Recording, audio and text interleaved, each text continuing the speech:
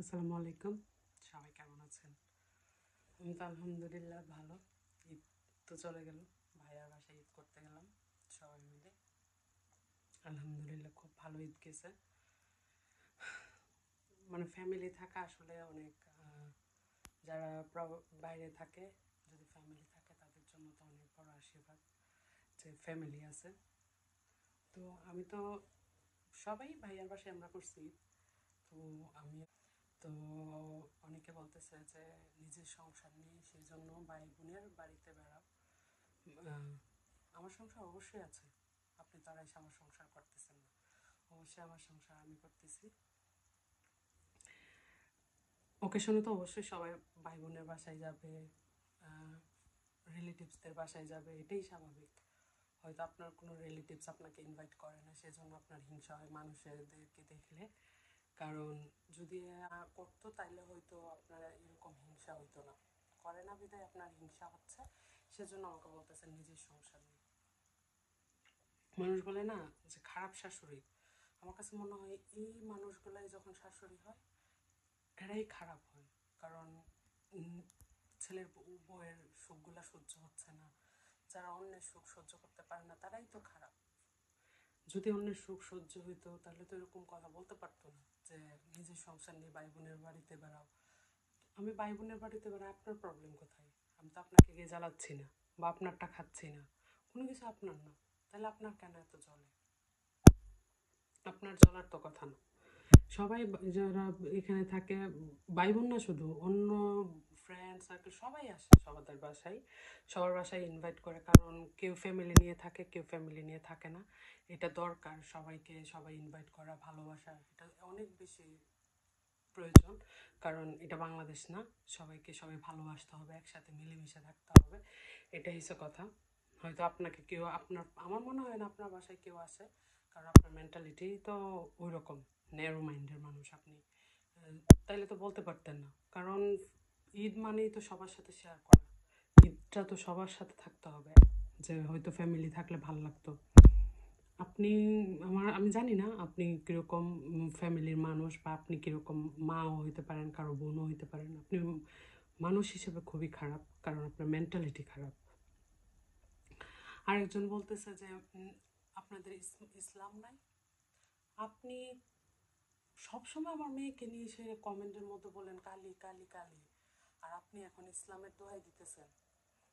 আপনি যখন আমার মেয়েকে কমেন্ট করেন তখন আপনার ইসলাম কোথায় থাকে? তখন আপনার ইসলাম আপনার সাথে থাকে না?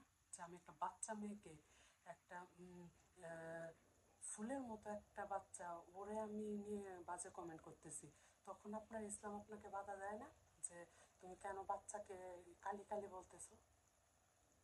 তখন আপনার খারাপ লাগে না? আপনি এখন বলতেছেন গেঞ্জি পরো, তোমাদের ইসলাম কই? তখন তো আপনার ইসলাম সাথে থাকে না, যখন আমার বাচ্চাকে আপনি খারাপ কমেন্ট করেন।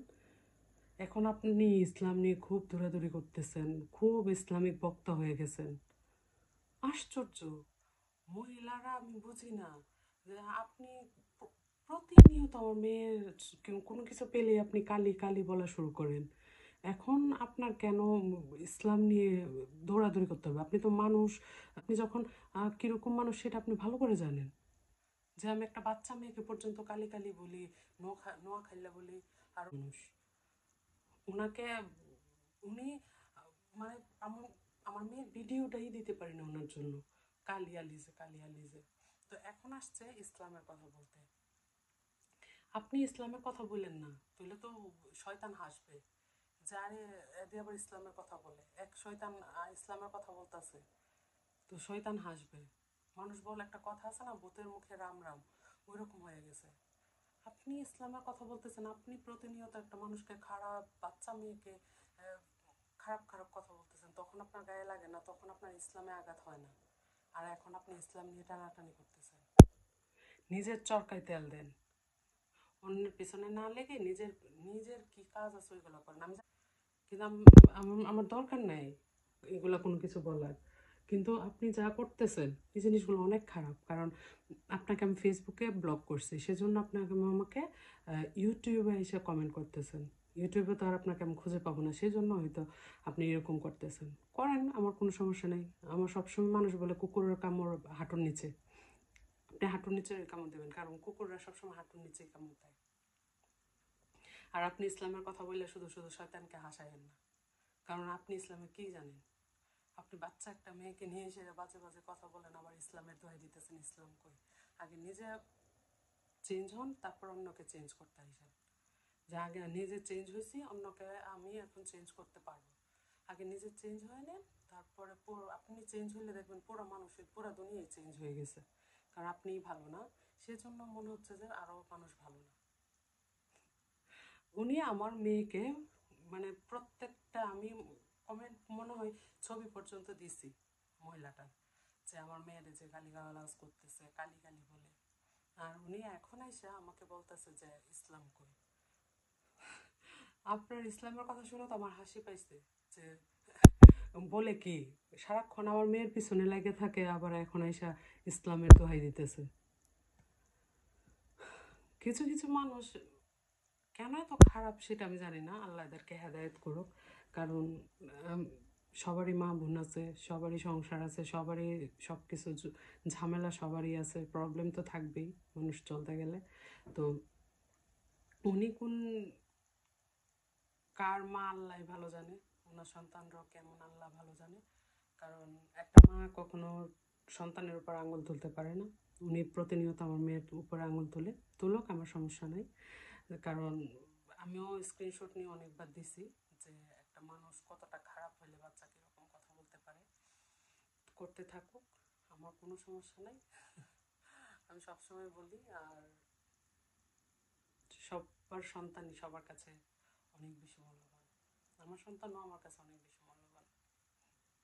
আর অবশ্যই আমার সংসার আছে, আমার সংসার আছে বিধায়ী তো আমার হাজব্যান্ড আছে, আমার বাচ্চা আছে। হয়তো আপনি সারাক্ষণ ডিপ্রেশনে থাকেন, সেজন্য মানুষের পিছনে লেগে থাকেন। যারা ডিপ্রেশনে থাকে এরাই মানুষের পিছনে বেশি লেগে থাকে, যে উপর উঠতেছে আমাকে হিংসা করতে হবে, এই জিনিসগুলো করে যারা ডিপ্রেশনে থাকে। ডিপ্রেশন থেকে বের হয়ে আসেন, ভালো কিছু করেন, অবশ্যই ভালোবাসা পাবেন।